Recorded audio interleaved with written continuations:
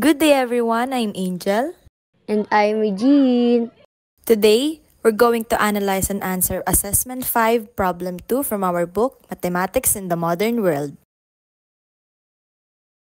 Obviously, 3 times 3 is equal to 9. Move 2 matchsticks to make an expression equal to 5. Step number 1, Preparation. Understand the problem. Ano ba yung tinatanong sa problem natin, partner?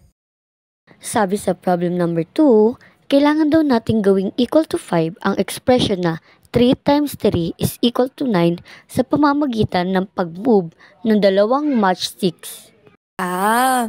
So galing sa recreational problems using mathematics expression na yan na made out of posporo, may dalawa lang tayo na pwedeng galawin para maging equals to 5 yung expression. Step 2. Thinking time. Devise a plan. Tama ka dyan, partner!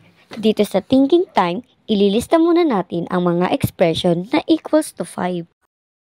Paalala na hindi lamang ang mga expression na ito ang maaaring mag-come up sa sagot na 5. Kapag wala sa mga sinulat natin ang sagot, babalik tayo sa process na ito. Step 3. Insight. Carry out the plan. Mula sa listahan na ginawa natin, i-eliminate natin yung mga choices na hindi pwedeng magawa sa phosphoro-made na expressions, kagaya ng expression na may number 2, 4, 5, at 6. Dahil hindi naman natin pwedeng baliin ng posporo para mahati ito. Ngayon, may dalawa na lang tayong choices. Oras na para i-try natin kung ano ang magiging sagot. And to carry that plan, itatry na natin siya.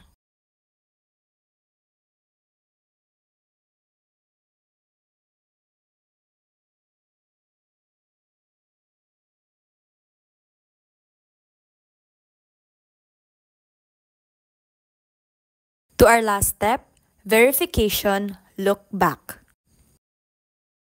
Dito sa verification, i-check na natin sa calcu kung tama nga ba na 5 ang makukuha sa expression na 8 minus 3.